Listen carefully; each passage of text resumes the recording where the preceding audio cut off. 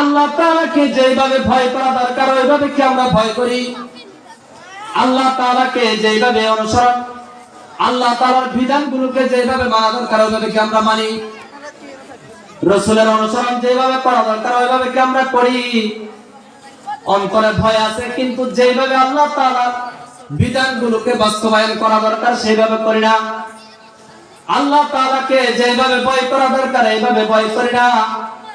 এইভাবে ভয় না করার কারণে আমাদের অবস্থা এমন হয়েছে, এমন কি আল্লাহ তাআলাকে যে পরিমাণ ভয় করি একজন মাখলুককে আমরা এর চেয়ে বেশি ভয় করি। বলেন নাউজুবিল্লাহ। আল্লাহ তাআলাকে যেভাবে ভয় করা দরকার তার চেয়ে বেশি ভয় করি কাকে? মাখলুক। ইমানের কি অবস্থা? ইমানের কি অবস্থা? এজন্য আল্লাহ তাআলাকে সর্বোচ্চ কি করতে হবে? ভয় করতে হবে। তাহলে আমরা আজকে আলোচনা করব তাকওয়া নিয়ে। এই তাকওয়া আমাদের অবলম্বন প্রত্যেকের করতে হবে। যেই পুরুষ তারও তাকওয়া থাকতে হবে, যে নারী তারও তাকওয়া থাকতে হবে। যেই পুরুষ সেও জান্নাতে যাবে, যে মহিলা সেও কি যাবে? জান্নাতে যাবে। এজন্য রাসূল হাদিসের মধ্যে বলছেন, আতাদরুনা মা আকতারু মা ইউদখিলুন নাসাল জান্নাহ। ও আমার সাহাবীরা, কোন জিনিস মানুষকে বেশি বেশি জান্নাতের দিকে নিয়ে যাবে, মানুষকে জান্নাতের ভিতরে প্রবেশ করাবে? তোমরা জানো কি? তোমরা জানো কি? সাহাবায়ে কেরাম বললেন, না জানি না। তখন আল্লাহর রাসূল বললেন, তাকওয়াল্লাহ, আল্লাহ তাআলার ভয়, ওয়া হুসনুল খুলুক। দ্বিতীয় নাম্বার বলেছেন যে মানুষের যে আখলাক চরিত্র আছে, এটা যত আখলাক চরিত্র সুন্দর হবে সে তত বেশি জান্নাতের দিকে অগ্রসর হবে। তাকওয়া নাই, আখলাকও নাই, তা আছে কি? কিছুই তো নাই, সব কি হারিয়ে ফেলেছে, সব শেষ। এই জন্য এই দুনিয়া থাকার জায়গা নয়। যার থেকে যে যত বেশি তাকওয়া নিয়ে অগ্রসর হবে সে তত বেশি জান্নাতের দিকে অগ্রসর হবে, তত বেশি কি হবে? জান্নাতের দিকে অগ্রসর হবে। আমরা বলি আমরা তো গ্রামের মানুষ, আমাদের ভিতরে তাকওয়া কি থাকবে? তাকওয়া থাকবে হুজুরদের মধ্যে, কারণ হুজুররা তো মাদ্রাসায় পড়ছে, কোরআন হাদিস জানে, এজন্য তাকওয়া তাদের ভিতরে থাকবে, ভয় তাদের ভিতরে থাকবে, হালাল হারাম থেকে তারা বাঁচবে। আমরা কেন বাঁচবো? এবার মুসলমান বলেন তো দেখি, এই মাহফিলগুলো যে করা হয়, এই মাহফিলগুলো কেন করা হয়? এটা আগে বুঝতে হবে। ছাত্ররা মাদ্রাসায় পড়ে, আলেম হয়, কোরআন শিখে, হাদিস শিখে, শিখার পরে তারা আল্লাহকে চিনে, আল্লাহ তাআলাকে ভয় পায়, ভয় পাওয়ার মতো রাসূলের অনুসরণ অনুকরণ করে। কিন্তু আমরা তো আম সাধারণ যারা আছি, খেতে খামারে যারা খেটে খাই, যারা গাড়ির চালক, বিভিন্ন এরপর সাথে আমাদের যারা সম্পৃক্ত আছি, বিভিন্ন কাজকর্ম করি, তারা তো তাকওয়া শিখতে পারে না। এই তাদেরকে তাকওয়া শেখানোর জন্য এই মাদ্রাসাগুলোয় মাহফিলের আয়োজন করে, আর কিচ্ছু না। কোন উদ্দেশ্য নাই, উদ্দেশ্য একটাই, প্রত্যেকটা মানুষ গ্রামের তাকওয়াবান হয়ে যেতে হবে। কি হতে হবে বলেন? তাকওয়াবান হতে হবে। প্রত্যেকটা মানুষ তাকওয়ালা হয়ে যেতে হবে। আল্লাহ তাআলার ভয় প্রত্যেকের ভিতরে আসতে হবে। হালাল কোনটা হারাম কোনটা প্রত্যেকে চিনতে হবে। এই জন্যই মাহফিল এতদিন পর্যন্ত চেষ্টা করে একটা মাহফিলের আয়োজন করা হয়, শুধু পাবলিকদেরকে তাকওয়া শেখানোর জন্য, আমল শেখানোর জন্য, আল্লাহর ভয় তাদের অন্তরে ঢুকানোর জন্য। এই ছাড়া মাহফিল কমিটির আর কোনো উদ্দেশ্য না আছে? আপনারা বলেন আছে? তাহলে আমরা কেন আসি না? আমরা বলে আমরা আম সাধারণ, আমরা কথা বুঝি না। এই কথা বললে কি আল্লাহ তাআলা আখিরাতে ছেড়ে দিবেন আপনাকে? আল্লাহ বললেন, বান্দা দুনিয়াতে তো পার হয়ে গেলা, কিছু বুঝি না, আম সাধারণ লোক, আমি মূর্খ লোক। এবার বল, আমি মূর্খ লোক। তুমি একবার বলো তো, তোমার ক্ষেতে যে তুমি চাষ করেছিলা, তুমি যে গাড়িটা তুমি চালিয়েছিলা, যে নৌকাটা তুমি চালিয়েছিলা, যে জালটা তুমি নদীতে ফেলেছিলা, কোন জায়গায় গেলে ভালো মাছ পাওয়া যাবে, মেশিন নষ্ট হয়ে গেলে কিভাবে ঠিক করতে হবে, আবার তোমার ধানে যখন পোকা ধরে পোকা কিভাবে দূর করতে হবে।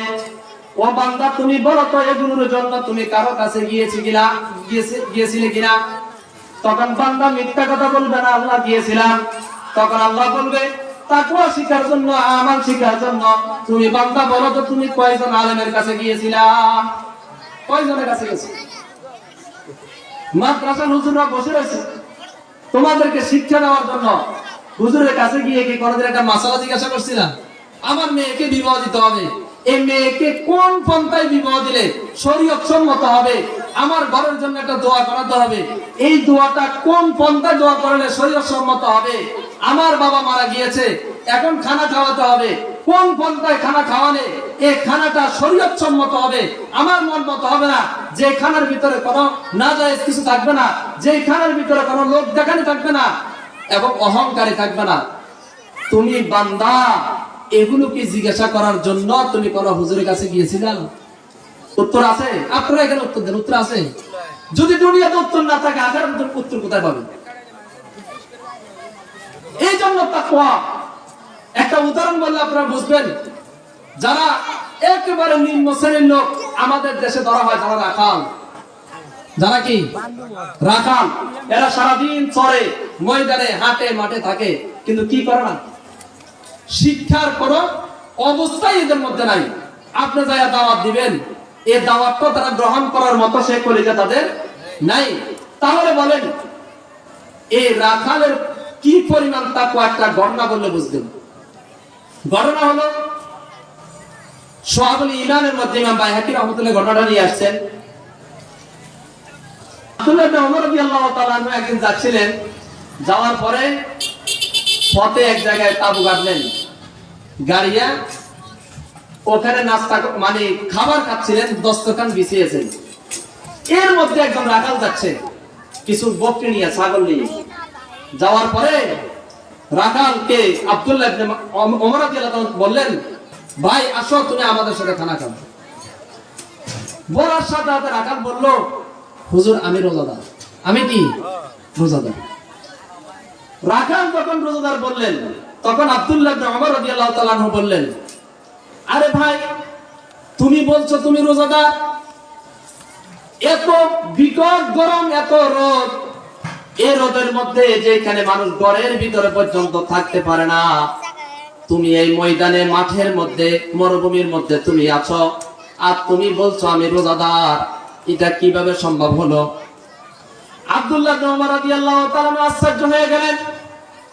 একজন রাখাল মরুভূমিতে থাকে 24 ঘন্টা, তার রাতটা পর্যন্ত সেখানে অতিক্রম করে, সে বলছে আমি রোজাদার, আমি খেতে পারবো না, অথচ আমরা নিজেরা রোজা রাখতে পারিনি সফরের কারণে।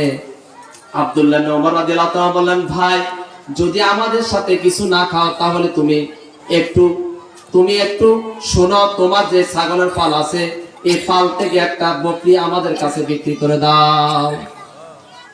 যখন বললেন তুমি একটা বকরির পাল থেকে একটা বকরি আমাদের কাছে বিক্রি করে দাও, যেহেতু দিন শেষে তোমার ইফতার করা লাগবে, আর তোমাকে আমরা ওই ছাগলের গোশত থেকে কিছু গোশত দিয়ে দিব, ওই গোশত থেকে তুমি ইফতার করবা এবং তুমি টাকাও পেয়ে যাবা।